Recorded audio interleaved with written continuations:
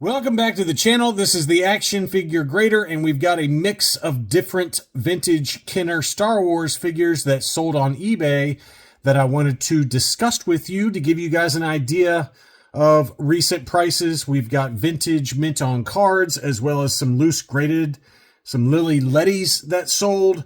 And for a couple of these, I did pull up some Hakes data just to compare and see where things stand in terms of recent sales on Hakes versus on eBay. And one of them was a great deal, one of them was not. And so we'll kind of go through that. And as you can tell by this thumbnail, there was a Return of the Jedi Leia mint on card that sold, and it was way underpriced, way underpriced. It was pretty wild to see.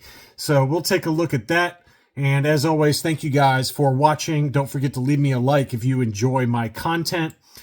First of all, we've got another sale from Corral Electronics memory cards. They deal mainly with electronics, kind of like Gold Star Tech, but they do occasionally have some pretty nice vintage Kenner Star Wars items. And this one was a 12C Luke Skywalker Taiwan COO glossy pants.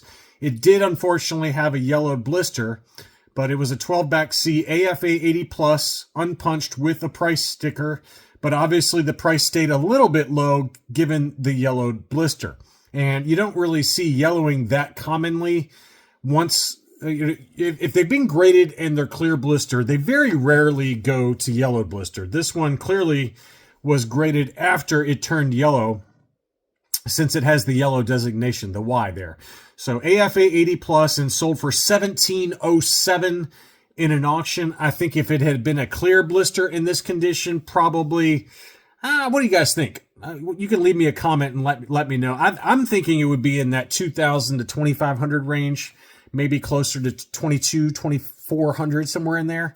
That's my guess as to where this one would be. I think mainly because it was the Taiwan COO, which is maybe a little more desirable. Maybe it goes a little bit higher than that. I don't know. But given the yellow blister, $17.07. And then this one was one that sold for a really good deal relative to the most recent comparable example I could find on Hakes.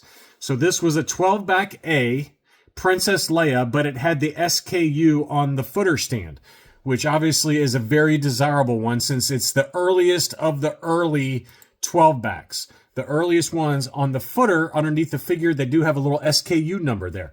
And so that lets you know that these were the earliest 12-backs that were ever made for the Kenner Star Wars line. And so that's why they're desirable among certain collectors. This one had two nice subscores of an 80 and 85 for the blister and the figure. The card score of 75 held it down to an overall 75. But it was still clear blister, beautiful example, very, very clean overall. The figure was still pretty white. I mean, you can see a very slight color difference between the torso and the legs and arms, but it's very slight. That's a beauty. That's a really nice example. That one sold for $15.51 in an auction. Now, my first gut when I saw this sale was that seems really low for a 12A, even only, an AFA 75, but it was SKU footer stand, and that feels really low to me given that it was unpunched, no price sticker. So I just went back on Hakes to try and find the most recent comparable sale. Now, in all fairness, this is not it's not a very recent sale. And during July of 2022, the market was still on fire relative to where a 75 would probably sell for today.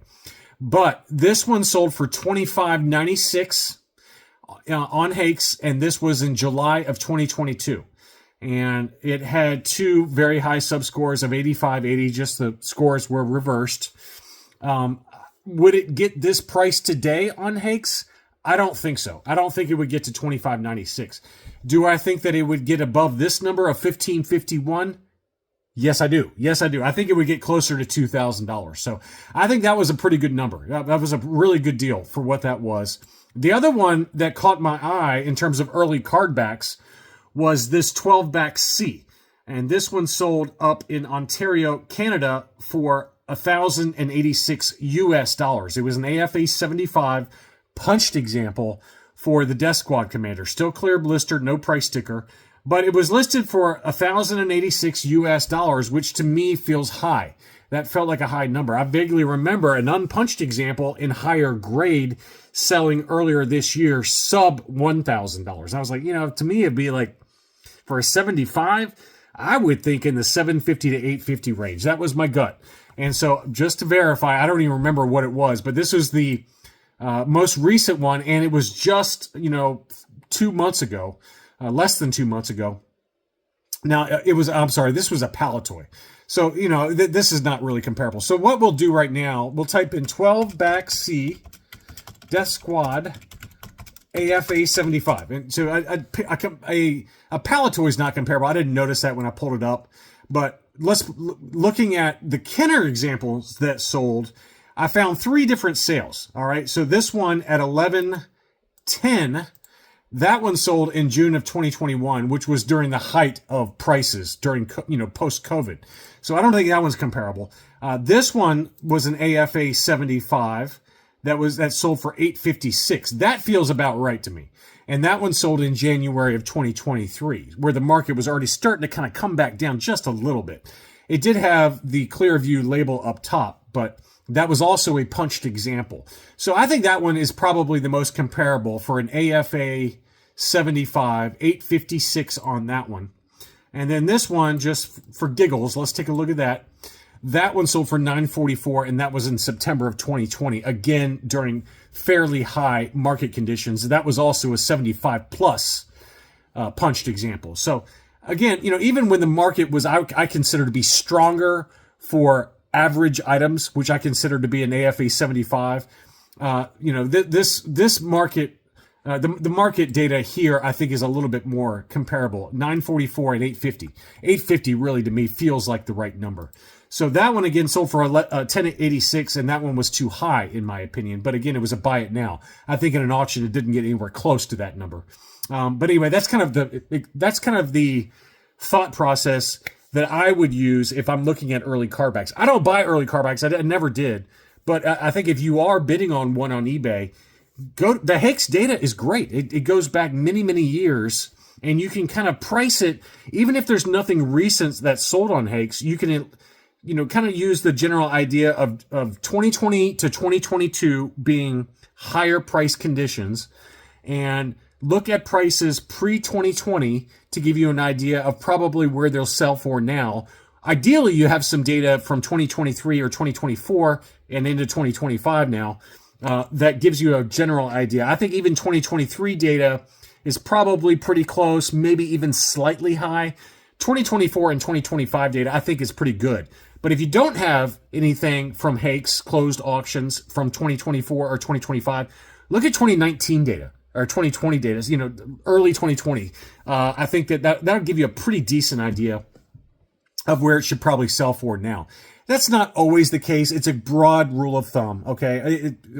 It can be very, very specific to a rare item. If it's a rare, like early red bar R5D4 in 75 grade, some of that old data may not apply, right? But for something more common like this, where, we see 12 back C DSCs all the time, okay? So don't overpay for something like this on eBay when it comes up very, very regularly. All right, that's enough on that. This was an interesting one. This was an uncirculated 80 for the Yoda hand puppet. So that means that somebody had a sealed case of these and sent them all in for grading with AFA. And even straight out of the case, it still had scuffs on the box, which is interesting. And it could have been sitting for a while, and it could have been, it clearly was sitting for a while, but it could have been jostled around and moved, and who knows what caused it, that scuffing. But this was an uncirculated 80, which is really cool, really, really cool. And the price, I would actually argue that was a little low. I would have expected it to go for a little bit more than that, to be honest with you. The Yoda hand puppet factory sealed is not terribly hard to find, but factory sealed in 80 grade condition, it is hard to find. It's not easy, just because of the size of the box and the size of that window, that they just get beat up over time if it's not encased like this.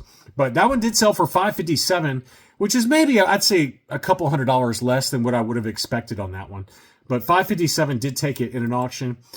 Here was a Princess Leia 31 back B clear blister. It did have a little wear around the hang tab. You can see that this one's stuck around on the Toys R Us hang tab for a while because it's got a little bit of wear up there. But still a very clean example. $482, about what I would have expected for that. Very, very nice. And here is that Leia that I alluded to at the beginning of this video. All right.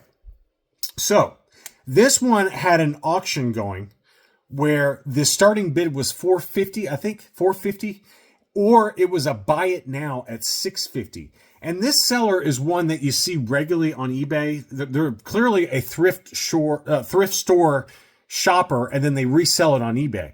Well, they had a buy it now before the auction started at $650. And I was like, what?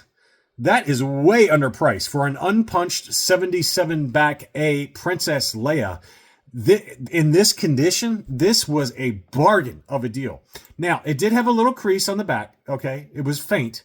But I still think, because the crease doesn't go through, the grading companies do not consider the crease on the back to be nearly as important as a crease showing on the front. And they will still grade it pretty well, even if it's got a faint crease like that on the bottom of the back. It's really not that pronounced. The blister was still factory sealed. I did not see any cracks in it whatsoever. It was a very, very clean example. I think this one gets the 80 grade. I really do. And an 80 grade 77A Leia, this was not easy to find. This is not an easy character to find on the Return of the Jedi cardback. An 80 grade is probably $2,000. You know, pretty close to that, if not even above that sometimes. So somebody got a steal of a deal. Now, I sent it out to my Patreon supporters, and it sold very quickly thereafter that. I don't know if one of y'all bought it or not, but that is a beauty and a steal. That one was way, way underpriced, and congrats whoever picked that one up. Even if it gets a 75, so what? So what? It's at $650. That is still, you're doing very, very well on that one. But great deal. Next up, this one sold in a buy it now for $325. This was the Kenner Canada version of Princess Leia Organa in her combat poncho. It was still clear blister and punched, but that sold for $325, right in line with what I would have expected, if not even maybe a little bit low. Straight 80 sub scores on that. Good deal there. And then this one was at auction and sold for $1025. This was the Palatoy Skywalker factory sealed uncirculated 85. I honestly, I'm not. I think it should have gone for more, just given the uncirculated 85 grade. But it did sell for $1025, which feels like a great deal to me for a very high grade Palatoy. So that was an awesome deal. Here was a Zuckus 65 back A. This was unpunched with a Toys R Us price sticker. It did have the yellow designation, but it was very faintly yellowed. Very, very nice example. That one sold for $500, maybe a little high, but it's an AFA 80 plus. So very clean example. And this guy, JFK Solver, had this Return of the Jedi MLC3 factory sealed. That sold for $280, no crease on the flap. And then he had a number of beautiful Power of the Force cardbacks that I wanted to show you. The first one is the C-3PO removable limbs, unpunched, very faint edge wear, as a lot of them did, but very clean. $255. The Chewbacca, again, also had some light edge wear, but that one sold for $310, which Chewbacca is kind of a sneaky one. That's a very expensive one, but that one sold for a little bit less than I was expecting. I was thinking $450 to $500 on that one. It only had faint yellowing to the blister, too. Very clean blister on that one. The Luke X-Wing sold for a little low as well. Usually at $600-ish for one of these, but it did have some edge wear, which probably is enough edge wear to keep it down to a 75 grade or 75 plus, most likely at worst. That one sold for $511.90 though. That was a good deal. And then the Jawa was an AFA 80, 85, 90 for the sub scores. Punched example. That one sold for $510. Probably about right for a punched example. Unpunched probably gets closer to $600, but that one did sell for $510. The Obi-Wan Kenobi sold for really low, I thought, for what it was. It was unpunched, no price sticker, AFA 80, and sold for $530, which, to me, if someone had asked me where I thought it would end up, I thought it would have been $650, somewhere in that ballpark. So good deal there. And the blister on that one, again, was very clean. I mean, that's a beautiful blister. Almost clear, really, when you look at it. So that was a good deal. The Imperial Stormtrooper on the same card back, unpunched. It did have a sticker shadow on the right-hand side, which probably kept the price down just a little bit at $560. Typically in an AFA 80, 85 grade, you're getting closer to that, $800 to $1,000 range. So I thought that one was probably about right, just given the sticker shadow there on the right-hand side. And then this seller, again, it always has very high-grade examples or rare variants, rare foreign variants. And they had an AFA 90 for Uncle Gundy.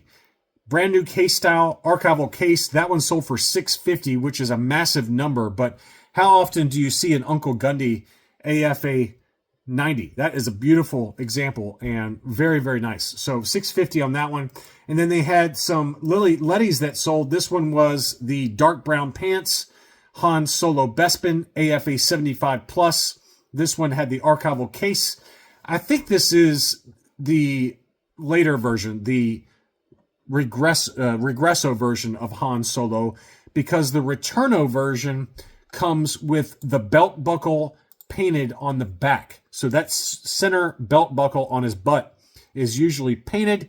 And I believe also the Returno variant comes with the DL-44 blaster instead of the Bespin blaster. So that's how you tell the difference between the earlier Returno variant Han Solo Bespin versus the later Regresso variant, which is what this one is. So that one sold for $425, which feels a little high to me. I think that for a 75 plus, I would think 300-ish personally. But that one did sell at $425. And then they also had the Lili Ledy 8D8 graded AFA 80 plus archival case. That one sold for $375, which also feels maybe a tad high. But it is really tough to get this particular figure in an 85 grade, because the silver paint, especially on the front of the legs, it rubs off very easily. It's a known problem with the Lili Ledy 8D8 that the silver paint is very tacky, and literally you can wipe it off with your finger. It just never stays on very well at all. So that is a tough variant to track down in an 85 or higher grade. And I've only seen a couple of them on eBay over the years, and they do typically sell for over $400 in a loose graded AFA 85. So, it's not terrible. It's not a terrible deal at 80 plus. I think in an auction, it probably goes closer to $300 though. That's my guess.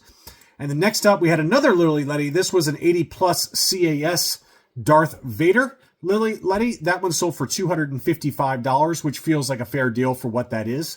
And then finally was the Russian Oratet bootleg Bosk. This is the most common variation in a CAS 90 with the hot pink.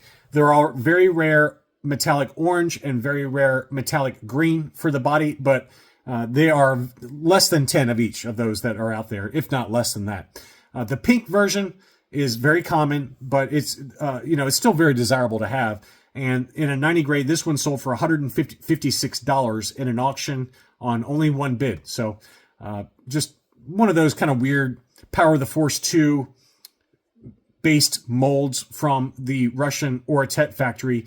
These came out in the 2000s, like 2000 to 2003-ish, somewhere in there. I think the factory closed down in 2006. So technically anywhere in that time frame is about right. So anyway, I hope you enjoyed this recent look at sales on eBay for vintage Kenner and one bootleg. Thank you so much for watching, and I'll be back soon.